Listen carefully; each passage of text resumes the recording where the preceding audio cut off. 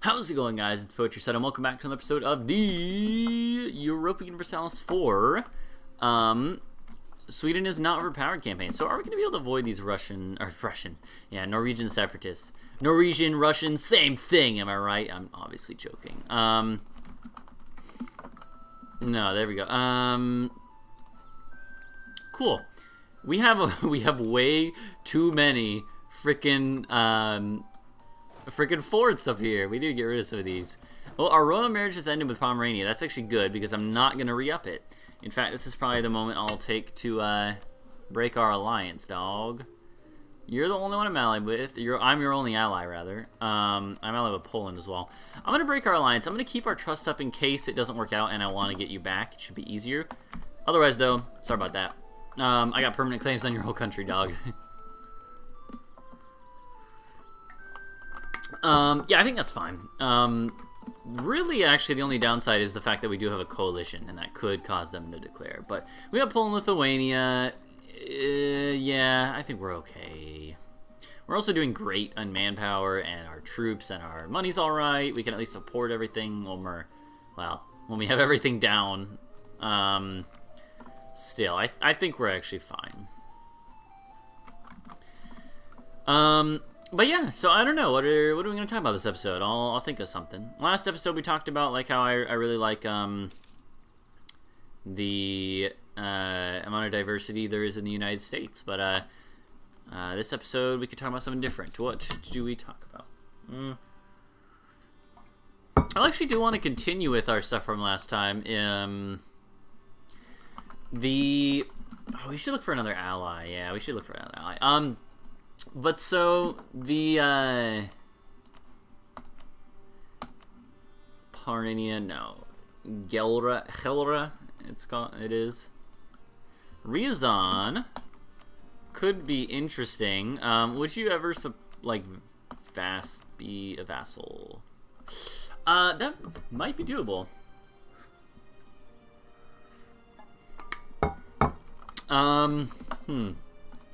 I'm sure there's other vassals up here we can release, right? Like Polotsk and others.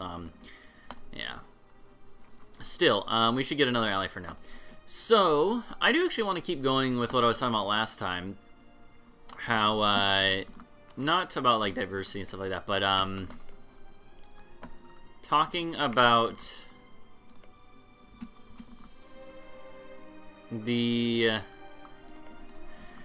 I want to talk about the places that I've met people from and the ones that I haven't.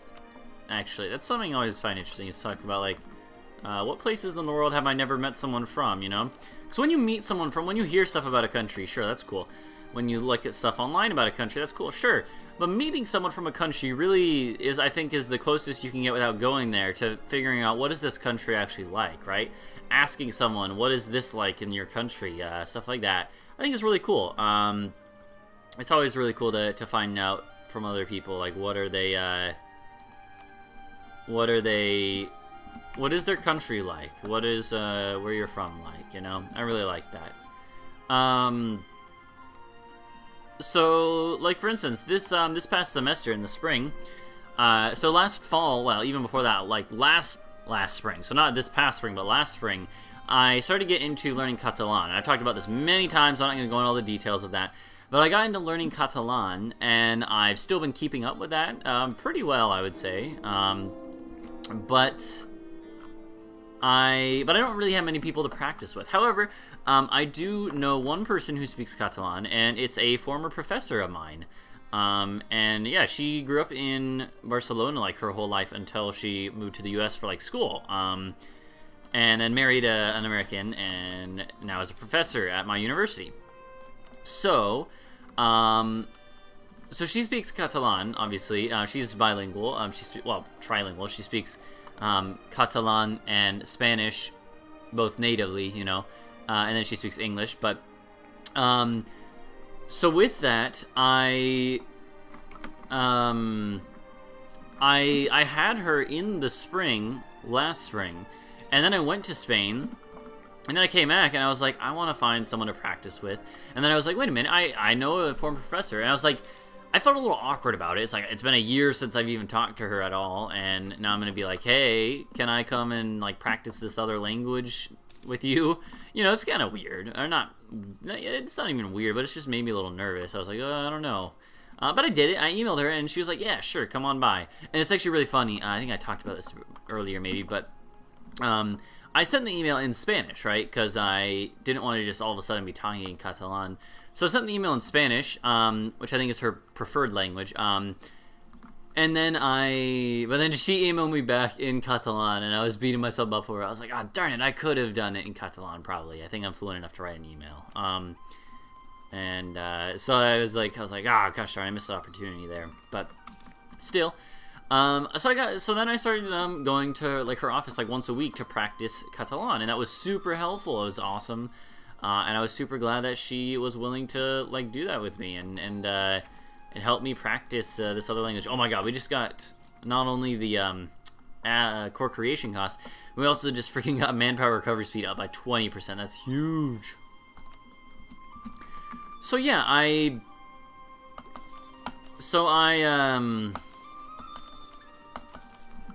started practicing Catalan with her, and that was really cool. That was awesome, and I definitely felt myself improving with that.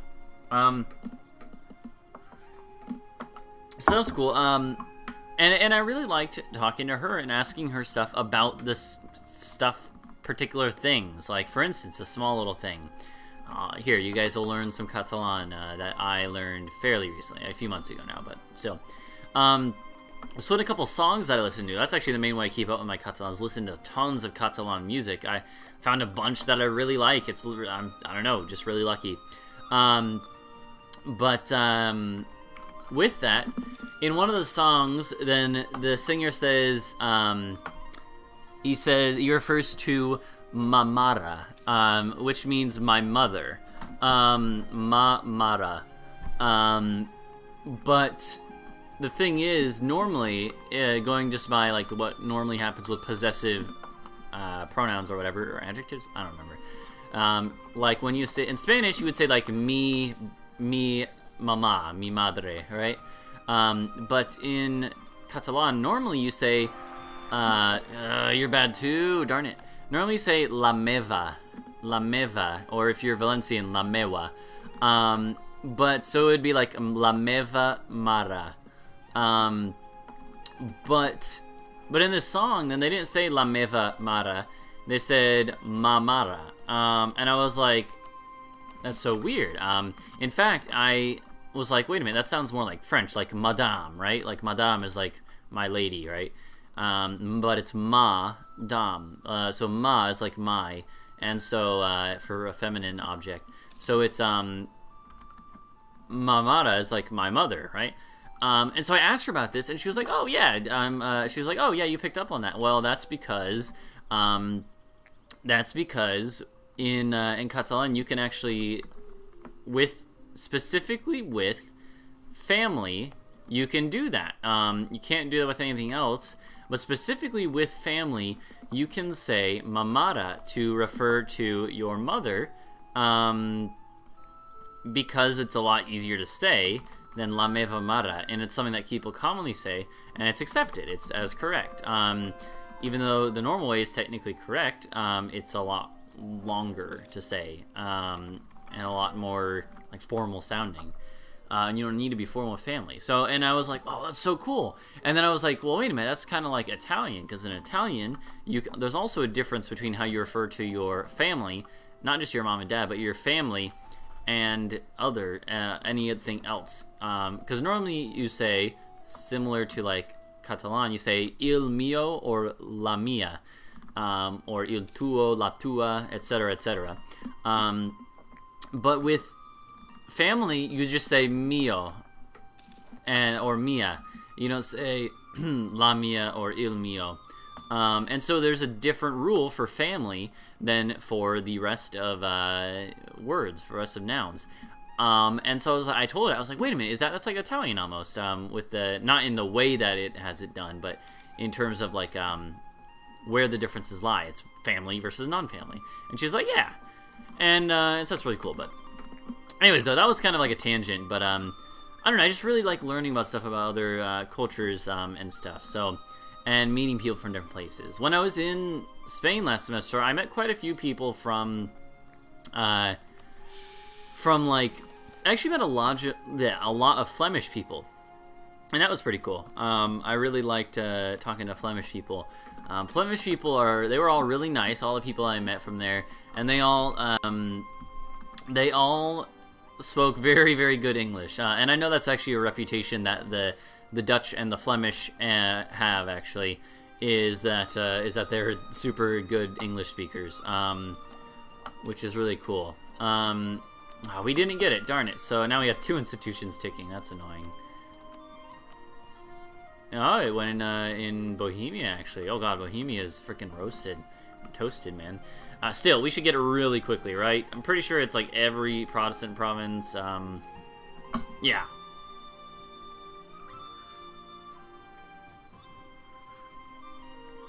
Yeah, we should get that one really quickly. Not worried about printing press as much as other stuff. Still, as the colonialism, which we still don't have.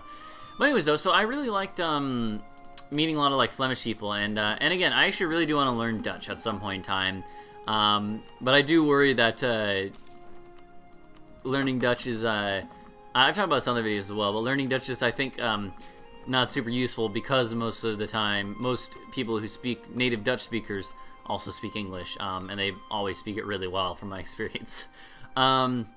Still, though, that's not really the point. But I don't know. I don't know. I met a few Norwegian people in Spain, and I met like I met quite a few Italians. I met a few French people. I met a couple of Portuguese people. Met a couple of people from Costa Rica. Met a few British dudes one day randomly, and it was actually quite funny. It's actually really funny. I'll tell this story briefly. How much time left in this video? A little bit. 5 minutes. That's enough. I was walking home from the train stop, or the tram stop. I took the tram most days to get to the university. It was like a 20-minute ride there, and 20-minute ride back. On the way back, one day, I got out at the tram stop that's right downtown near where I was staying with the homestay, and was walking down the street, the La Rambla, there, and I was wearing a David Bowie shirt. I have this cool David Bowie shirt that my girlfriend got me, right? And I took it to Spain with me. I was like, oh, this is cool. I want to wear this. I like this shirt a lot. Might as well take it. I took the shirts that I liked, because I didn't have much space. And so I was walking back with this shirt on, and then I was passing by this like one of these little sit outside cafes that are super common in all Spain, and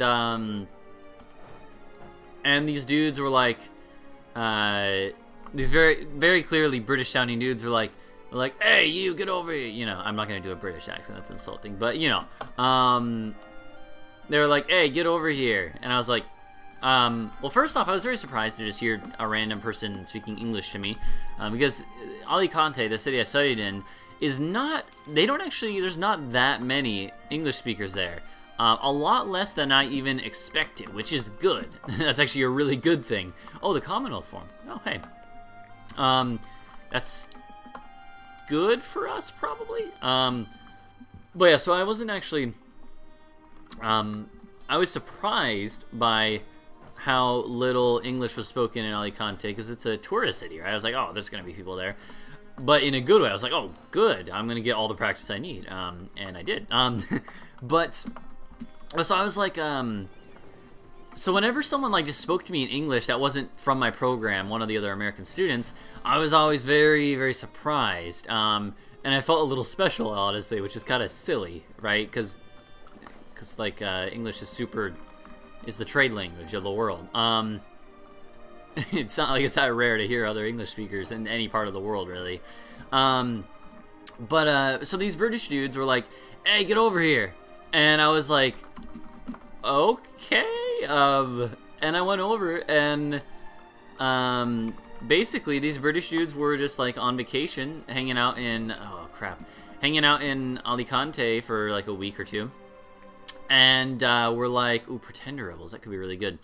These British dudes were here, hanging out in like Alicante for a vacation, and I was like, and they were like, hey, get over here, you should come talk to us.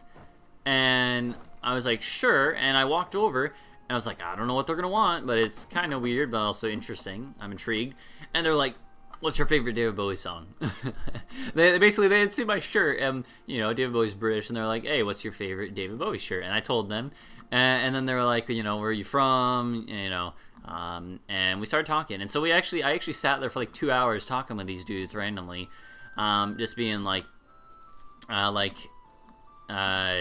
just talking about stuff, and they were just kind of ridiculous and a little drunk, so a little rowdy. Kind of said some stuff that I was like, maybe that's a little rude, but all in all, it was an interesting experience. It was certainly interesting. And so I hung out with these British dudes. One of them was actually Welsh. One of them was from I think like, I don't know, Sussex. I don't know, south of London. I don't know, but and it's actually funny. They also had like an American dude, ex-military dude there, and he was like, it was so fun. It was actually really funny because when I was asking him where he was from, I was like, "Are you British too?" And he's like, "No, I'm from Pittsburgh." And I was like, when he said he was from Pittsburgh, I was like, oh my god, he actually looks exactly like he's from Pittsburgh. And I was like, you know what? You look like you're from Pittsburgh. That's I could tell. Because I actually, like, he definitely fits like you. Think of like, for other Americans watching this video, think of what you think of someone like from Pittsburgh, what they would look like, right? And he looks like that. And and it was so funny because I was like, yeah, you look like you're from Pittsburgh. And he was like, fuck you. And I'm gonna get demonetized. But no, but he was and I just laughed because it was funny. It was nice whenever I met like another American there in Spain. They did break free. Oh snap, we're in business. I really liked being in a place that's not English speaking. I really like seeing stuff from the other side, you know, kind of. And the thing is that occasionally, most of the time, people could tell that I'm not from Spain, right? I have my skin is a little too pale. But there's plenty of people in Spain who have paler skin and have blonde hair and stuff. So, so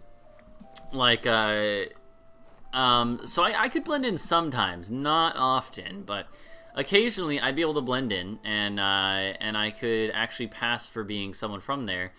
Most of the time, not, but sometimes. But so when here we go. Let's take that too. We're way behind, and finally we're back up to speed. Oh god! Oh my god! It was so cheap for all that. I should have taken another admin tech, so it would have been even cheaper. That's fine. We're gonna need to develop some military stuff. Still though, so yeah. But I really liked being being sort of isolated and not in an English-speaking place. It really, really made me have to embrace Spanish and just to, like, dive all the way in. And I really liked that. I would not have had it any other way. That's annoying. You know what? We'll get rid of that in just a second. There you go. Say we don't have a truce with you. I say we just take the mission, right? Obviously, it's not actually... We get claims on other stuff that's not as useful because it's going to expire, probably. But still, we gain all these claims on what does exist of Denmark. Oh my god, even their one ally who they just got won't even defend them. Ostjeland.